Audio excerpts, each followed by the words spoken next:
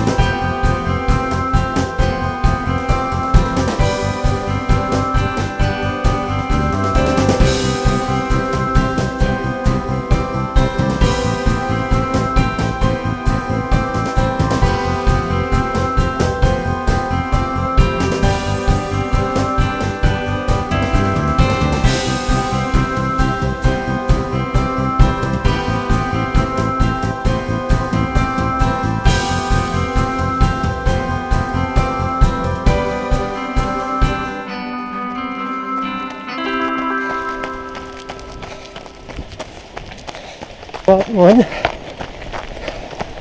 and still no fix on this stupid Garmin Forerunner 10, so no idea about times. I see the camera says 8 minutes 20 when we went over the line. But of course I started recording before the start, so probably about 7.5 minutes for the first lap.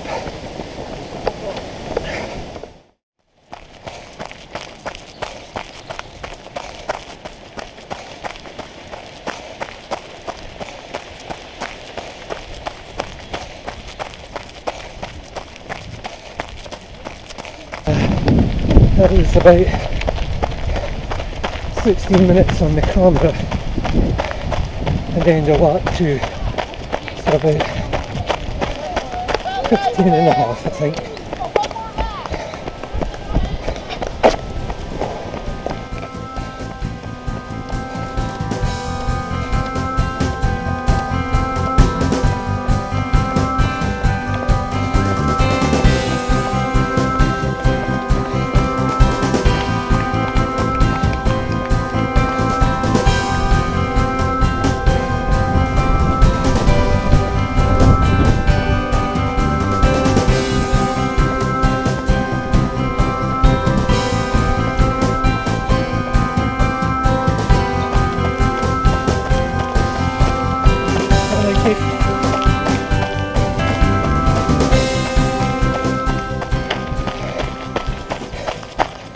camera said 24 minutes about 24 minutes at the end of lap 3.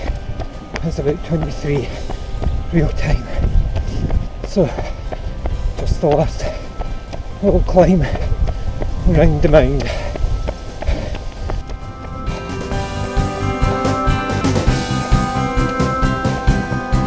That was that.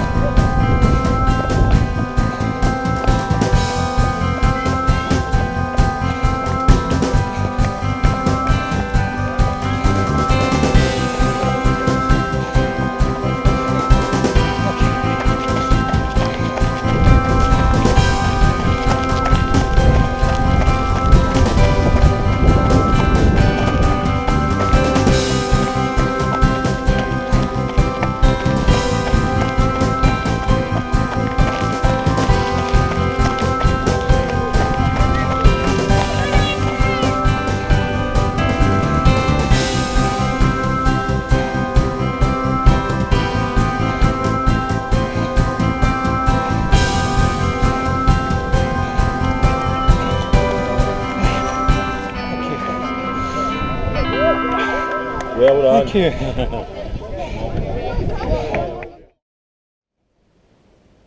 Right, so that was Parkrun. That was tough again today. So 3 things I think that made it tough. So let's just think for a couple of minutes what they are. First one is kind of unique to today. Weather forecast was for really strong winds, about 50-mile-an-hour winds, and I'm sitting here watching the trees kind of bending over in the wind, so that was definitely a factor today that made it tougher. Second thing was I was desperate to stop for a walk halfway through the last lap. The demons were trying to bubble up again, but I said in a bit of reflection during the week that I need to be mentally tougher about this stuff. So mental toughness starts with saying, I'm not going to walk, I'm going to do this park run. So I did, and I did the park run. Fine. The third thing was, my watch is a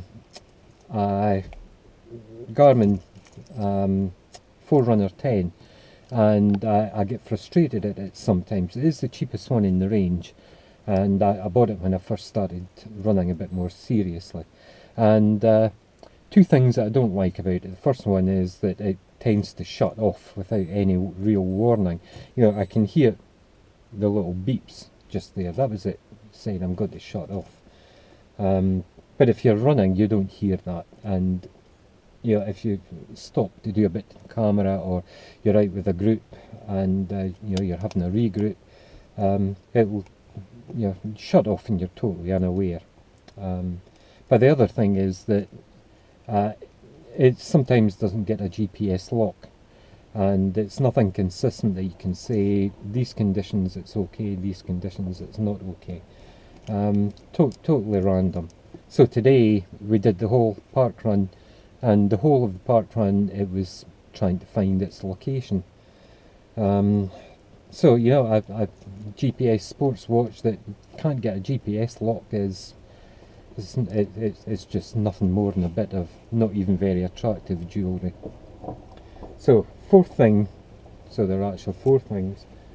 Fourth thing is the pace. So during the week we were doing some reps, and I did 700 metre reps. First one I did was 4.5 minute kilometre pace. Second one, because I was a little more tired, I said, that was running at 80%. The second one was 4:45, and I was reasonably happy with these. But that was only 2. I couldn't do a third one in a row at that pace. And yet here I am at Parkrun, and I'm doing sub 5 minutes, but I'm keeping it up for 5 kilometres, not 700 metres. So that obviously is tough.